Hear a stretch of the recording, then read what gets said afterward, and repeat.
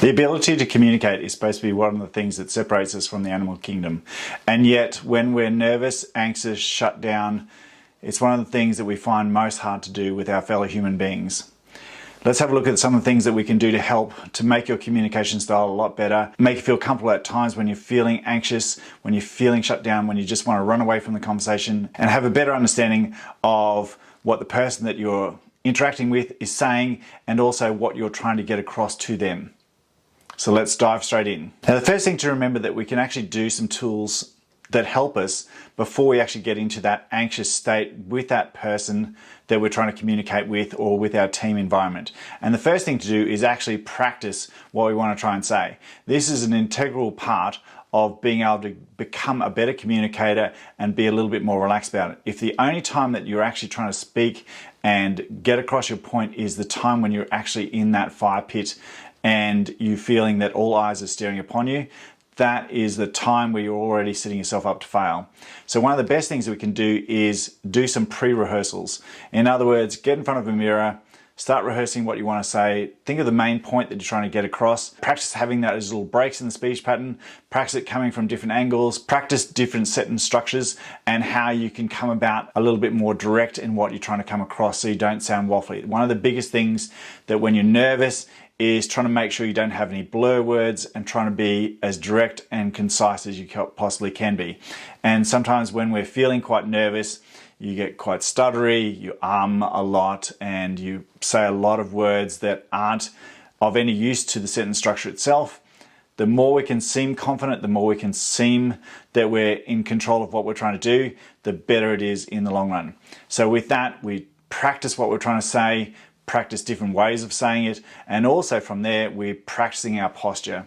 So our posture helps not only the fact that we're looking more confident to the other person, but lifts our diaphragm, makes us be able to take in a much bigger breath, and especially when we're nervous, the biggest thing that we can possibly do is have that nice deep breath and the ability then to take a pause, let it rest with you, and then start that speech pattern again. When we have our good posture, we're sitting in a comfortable position. There's nothing more exhausting than if you're in an uncomfortable position that you're not used to, and this will actually make you much more tired and mentally fatigued very quickly. So if you can practice your posture, practice having your open shoulders, making sure you're nice and tall, sit up the best you can, and also with that mirror, making sure that you're able to hold eye contact with yourself and allow yourself to come back and forth to that person that you're imagining is in the room with you that you're actually speaking to. So the other bonus thing to think about when you're actually practicing like that is trying to change your tone, making sure you're going up and down so it's not just a dull monologue tone. You can actually making sure your voice is able to be changed, and also as you're watching the mirror, looking into that perceived person that you're looking at on the other side, just notice how much that your brain, your protective brain, is wanting to shut you down at that moment. And understand literally they are only your thoughts in this moment. There's no one else in this room that is trying to shut you down. So if you can practice getting through those emotional flashpoints and let yourself move through that, hang in there, stay with it, take a pause, practicing your breathing, practice taking that moment to regather your thoughts if you need to.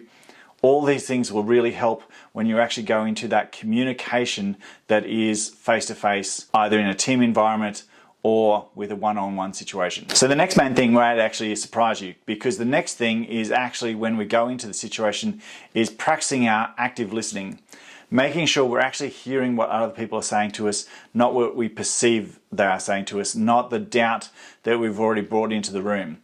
Often when we are feeling very anxious or threatened in any way, we always want to take a connotation of a sentence that they've said that we might perceive then is a downplay to us. So if we actively listen and making sure we're listening to their full sentence structure, all the words they are saying before we culminate and come back with an answer, it actually builds also a trust that the person that is feeling themselves to be heard, as well as it allows you to actually interact with what's being said to you. As we saw with the mirror exercise, you're often going to be in that protective brain cycle where the brain is already biased to or whatever you think the connotation of the situation is. So it's really important to make sure you notice your filters, notice your biases, and also then this allows you to be much more open in this situation and to hear what's being said to you, and also allowing you then to respond to what is actually being said. So the next thing is to making sure in this live situation that you're now in, when you're one-on-one or face-to-face with a group of people, that you have practiced that breathing, remembering your posture, take that pause and allow yourself to gather your thoughts, count to 3 internally, and then start your speaking. Vary your tone, and remembering that most people aren't skilled communicators.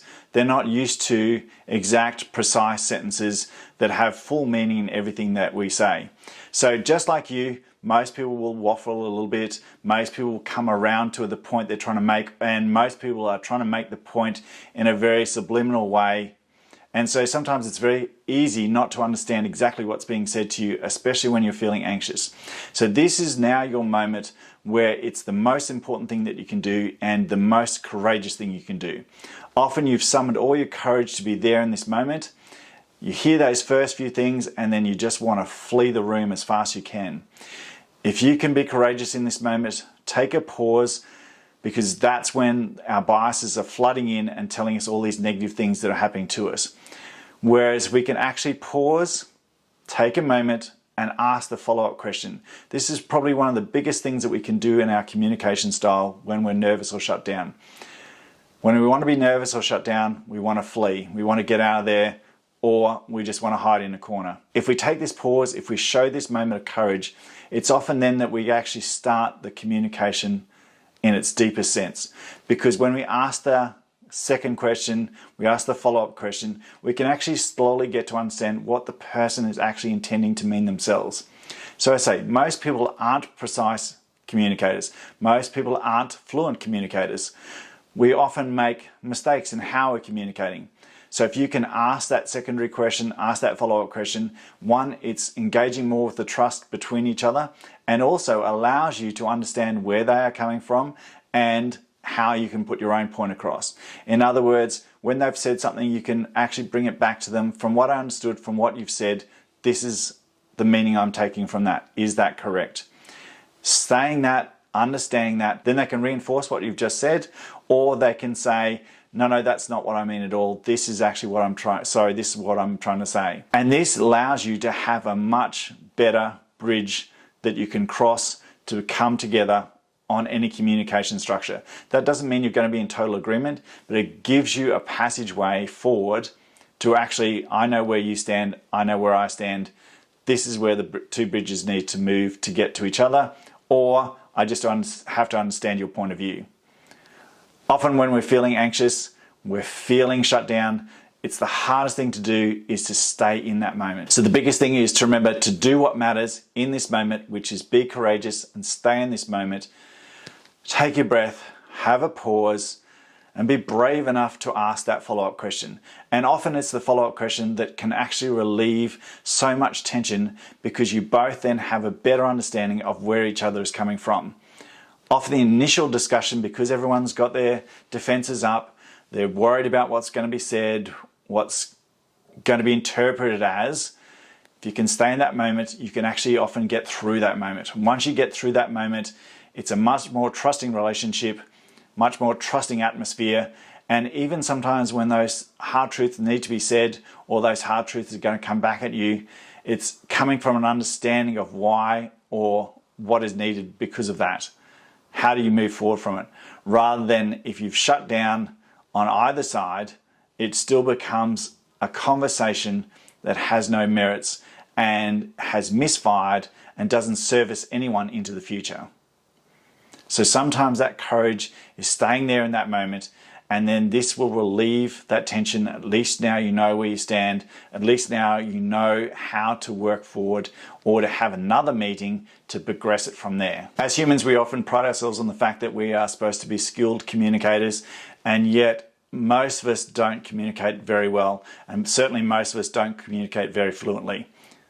So I hope this little video helps you, remind you that we all can get tangled up in our words, that we can all get nervous, that we can all come with biases or feelings of nervousness and anxiety.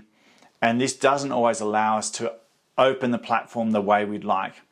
And yet sometimes once we build a trusting relationship in that situation, we can move through that and can come to an understanding of what we need in a project, in a home environment, in a relationship.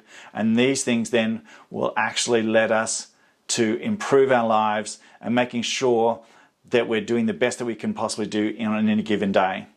My name is Ben Nedfield. I'm a leadership coach, and I hope this video really helps and reminds you of the fact of there's some things that you can practice at home and some things you can practice in front of that mirror before you go into that fire situation. And then the other thing to remember is if you can be courageous, stay with that. Understand it's an emotion, a protective brain that's coming up.